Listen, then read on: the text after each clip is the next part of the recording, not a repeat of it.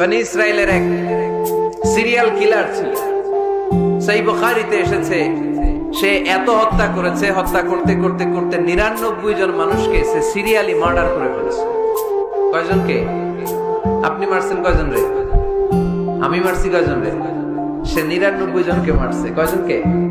99 জনকে মারার পরে তার অন্তরে ভয়, হায় রে 99 জনকে আমি শেষ করে দিলাম, না জানি আমার নসিবে কি আছে, না জানি আল্লাহ আমারে কি শাস্তি দেয়। ভয়ে এক রাহেবের কাছে গেল, খ্রিস্টান পাদ্রী, খ্রিস্টানদের আল্লাহর ওলি, যে বলে, ও আল্লাহর ওলি, আমার তো বড্ড ভয় হয়, আমি অপরাধ করেছি। কি অপরাধ?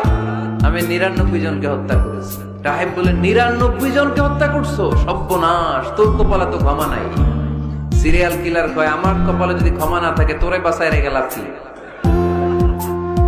আমি যেহেতু শেষ, তোরেও শেষ করে মরিস, ওরেও মেরে ফেলছে। এবার সেঞ্চুরি, এবার সেঞ্চুরি করে আবার হয়, হায় রে 100 জনের মারলাম, না জানি আমার নসিবে কি আছে। খুঁজতে লাগলো কোনো ভালো আলেম আছে কিনা। আলেমের কাছে গেছে, যে বলে, আলেম 100 হত্যা করেছে আমি, 100 খুনের আসামি, আমার নসিবে কি ক্ষমা আছে?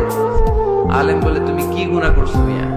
তোমার গুনাহ যত বড় হোক, তোমার অন্যায় যত বড় হোক, তোমার পাপ যত বিশাল হোক, আমার আল্লাহর দয়া ভালোবাসা তার চাইতেও বিশাল। তুমি একটা ভালো জায়গায় যাও, এই এলাকাটা ভালো না, এখানে সব জালিমদের বসবাস, তুমি ভালো মানুষদের এলাকায় চলে যাও, সেখানে যে তওবা করো। লোকটার অন্তরে ভয় এসেছে, তওবার নিয়ত করেছে। বাসায় যে কাপড় চোপড় ব্যাগের ভেতরে পড়ে ঘর থেকে বের হওয়ার সাথে সাথে মালাকুল মাউত এসে রূহ কবজ করেছে। ফাজাআত মালাইকাতুর রাহমা ওয়া মালাইকাতুল আযাব, রহমতের ফেরেশতারা আসছে, আযাবের ফেরেশতারা আসছে। রহমতের ফেরেশতারা বলে,